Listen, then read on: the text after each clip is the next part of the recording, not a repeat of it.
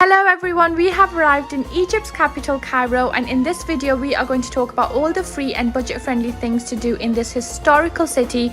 There is truly so much to do here, and you will be very surprised to know that a lot of it is budget friendly or actually completely free. And we are going to be traveling to these places by using taxi, because that is one of the best methods of transportation in Cairo, and would highly recommend you to use taxi as well.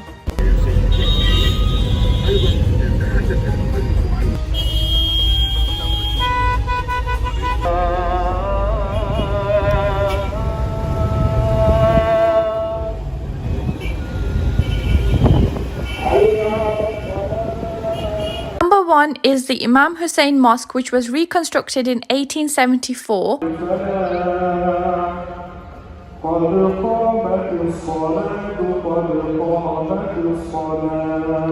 The mosque is actually named after Prophet Muhammad Wasallam's grandson, and is a very popular mosque to be visited by not only tourists but also local people. It is located in one of Cairo's busiest areas, right next to Canal Khalil, which is the bazaar in Cairo. The reason why this mosque is so popular and it's visited very often, both in the daytime and nighttime, is because it is known to have be a burial of Imam Hussein's head.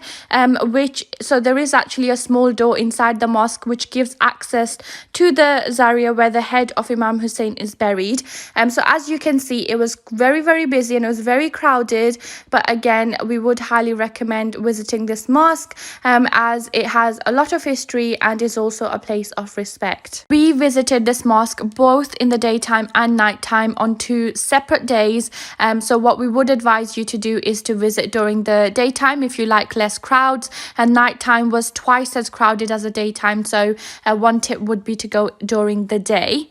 If you don't want to visit the mosque and go inside, you can definitely still have a look at the mosque from outside, and it's completely free to do this, and we would definitely recommend it because the architecture is absolutely stunning, especially in the nighttime when all the lights come on.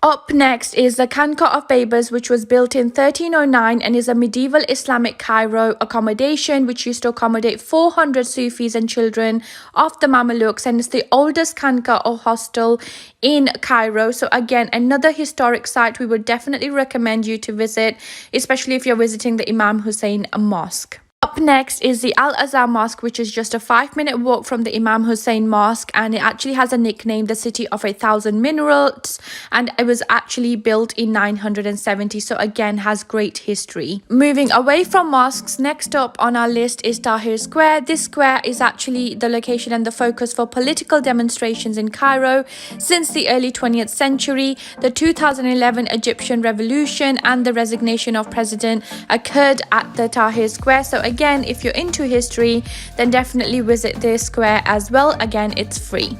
Up next on our list is a walk by the Nile River. Yes, you can pay a bit of extra money and actually take a boat or have dinner on the boat, but if you're looking for something free to do in Cairo, then no one is really stopping you from having a walk by the famous Nile River. Up next on our list is the Baron Infane Palace. You do have to pay a little bit of money to enter this place, so it's not free. It is free for the locals but not for tourists, but you can definitely get discounted tickets here, so you can get student discount and other discounted tickets. It was actually built in 1910 by a Belgian businessman, Baron Edward Louis Joseph Infane, and it has a lot of history behind it. The architecture is absolutely breathtaking, and Baron Infane literally translates into the Hindu temple. So it was really the only temple we visited in Cairo, and it's actually the oldest Hindu temple in Cairo. So again, Cairo has a lot of history. There's history literally all around you, so it's very interesting. Some facts about this palace is the palace was actually built on a rotating base so that the Baron could see the entire city without moving from his seat. Some people actually claim that the palace had a secret tunnel which connected to the Basilia church. Another part of this rumor is that Baron had a customized vehicle to take him from one part of the tunnel to another. Another rumor is actually that the Baron Palace had an enchanted chamber. The Baron's daughter and sister were not allowed to enter the pink bedroom at the basement of the palace, which is where the door that took him to the tunnel in Basilia was located. Quite a lot of other spooky tales as well, but as you can see here, you do get a rooftop entry as well, where you can see the whole view of Cairo. Up next is Citadel. Now this is another attraction you do have to pay a little bit of money for, but I can guarantee you it's definitely going to be worth the time. This is one of our favorite things that we did in Cairo, and it's quite a hidden gem actually. People often just think of the Muhammad Ali Mosque as one of the things to do in Cairo, but Citadel itself, the entire place, is definitely worth a day trip. It actually has panoramic views of the entire city of Cairo, and as you can see there, you can actually see the pyramids from all the way up here. It truly has so much to do. This was actually Citadel was the seat of government in Egypt and the residence of its rulers for nearly 700 years, from the 13th century to the 19th century. So it was actually built by Salah ad-Din and further developed by subsequent Egyptian rulers. So it has a lot of history again, as does most places in Egypt, as well as the 3 mosques that it has. It's also got multiple museums. There's a historical museum showing how prisoners were kept back in the day, what their cells looked like, but then there's also a military museum that I'll show you in a bit as well. As I said before, there are 3 main mosques here. So it is home to the Mosque of Muhammad Ali, the most popular one, also known as the Al-Basta Mosque, the 14th century Al-Nasir Mosque, which is this one, Muhammad Mosque, and the Mosque of Suleiman Pasha, the Citadel's first Ottoman-style mosque as well. This is a military museum, which is also another add-on when you visit Citadel. Up next are the pyramids of Giza. So you cannot go to Cairo and not visit the pyramids. So it is on our list of things to do in Cairo, but we know that this is not a free thing to do and you do have to pay for the pyramids.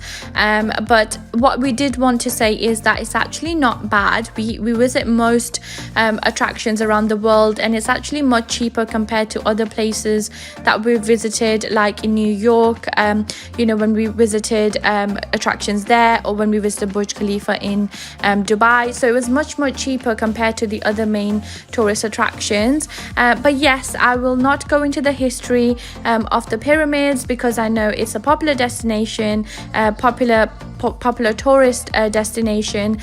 So what I will say is though, apparently the story behind the pyramids of Giza is that Egypt's sort of pharaohs expected to become gods in the afterlife, and to prepare for the next world they sort of erected temples to the gods and massive pyramid tombs for themselves, so filled with all the things each ruler would need to guide and sustain himself in the next world. And here we have it. These are the pyramids. So instead of going into the history of the pyramids in detail, instead I just really wanted to focus around the main things you should know when you visit the pyramids. And number 1 is try not to get scammed. I know you've probably watched multiple videos where they talk about scam and scammers in the pyramids and just scamming in Cairo generally. We actually didn't get scammed in the pyramids, and I guess that goes to show not everyone gets scammed, but that is just us being very assertive and saying no to every single person that came up to us and offered us either a camel ride or a horse ride, whatever it may be. So just be assertive if you don't want to get scammed, and definitely enjoy the pyramids. Up next is the Marriott Mina House Hotel, and yes, it's a Marriott hotel, and you might be wondering what is that doing on this list. Well, we're not asking you to stay at this hotel because we know it's quite pricey, but would definitely recommend going there for a drink to have the views of the pyramid. I know it's costly, but just a recommendation if that's something you would like to do. We did it and we really enjoyed it, so we thought we would show other people as well that you can also go to the Marriott Hotel to have a drink. You don't have to stay there for this.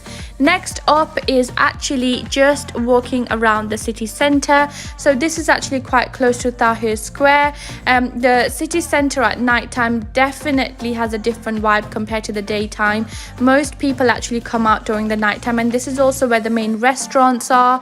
So you can get different types of food, McDonald's, Pizza Hut, and you've got pretty much everything there. And again, just use taxi, but beware that traffic is really bad in the evening, so you will be waiting for a while in traffic. Up next is the Egyptian Museum. We could not again leave this out because we know this is a very popular thing to do in Cairo, but it is not free and you do have to pay for an entry fee. And also just bear in mind that queues can be very long at the museum because you have a lot of tour guides, a lot of sort of people coming in tours, so 20s, 30s in a line, so you could be waiting for a while. And also just to let you know, you do have to pay for a tripod as well. So a bit about the Egyptian Museum. The Egyptian Museum was actually founded in 1858 at Balak and then was moved to Giza, and then it actually settled in its present site in downtown Cairo in 1897 to 1902. And for those of you that don't know, that is actually getting relocated again, and they are building a brand new Egyptian Museum which is due to open anytime now, and it's actually going to be, or apparently going to be, one of the best museums in the world. So we definitely can't wait until it opens. We would love to make a visit back to Cairo to see the Egyptian Museum, but this is what it looks like right now. This is actually the oldest archaeological museum in the Middle East, and it actually houses over 170,000 artifacts, and it has the largest collection of pharaonic antiques in the world. So we were very surprised with the amount of antiques the museum had, and we really enjoyed spending our time here. We would recommend others to also have a look at the Egyptian Museum. As we said, it's not a free thing to do, but it's definitely one of the top 5 things to do in Cairo. Again, it's filled of history. I think that's the overall general thing about Cairo. It has a lot of history. It's a very historical city, so it makes sense that a lot of its attractions also are very connected with the history. So yes, the museum, you can spend about 3 or 4 hours here. We spent about 2 hours. We were quite quick from going from one section to another, but you can definitely spend longer if you take your time to have a look at the artifacts. You can easily spend more than 3 hours in this place. It's actually very close to Tahrir Square, so again, it's in downtown Egypt, and we took a taxi to visit, but yes, that's really generally the best method of transportation, as I said before, in Cairo, and also very cost effective as well. When you convert pounds to Egyptian pounds, it works out quite cheap. The Egyptian Museum also has a store where you can buy some souvenirs and you can buy some gifts to take back home or even for yourself. So yes, we would recommend visiting the Egyptian Museum as well, and to put it down on your list of things to do in Cairo. And again, just beware of scammers here. People outside will try to act as tour guides and get you to pay them to take you inside the museum, so just be aware of that as a little tip again to avoid getting scammed. This is outside the museum. There's a little restaurant and a nice cafe as well for drinks and food. Up next on our list is the very famous bazaar Khan el-Khalil, dating all the way back to more than 600 years ago and named after its founder, the Mamluk prince and well-known merchant Jegski al-Khalil during the Mamlukli period in 1400. This place has absolutely everything from clothes, souvenirs, jewelry, food, everything you can think about, you will find it here.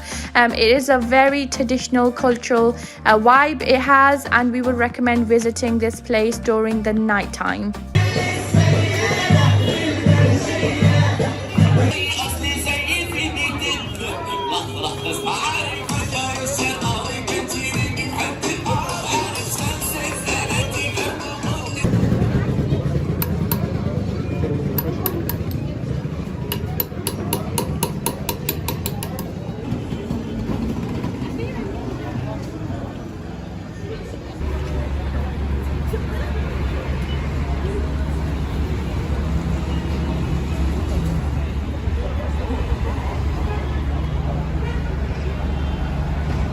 And that brings us to the end of this video. So we hope you enjoyed watching it, and do let us know if there's something that we've missed out and you would recommend for us to do next time we visit Cairo.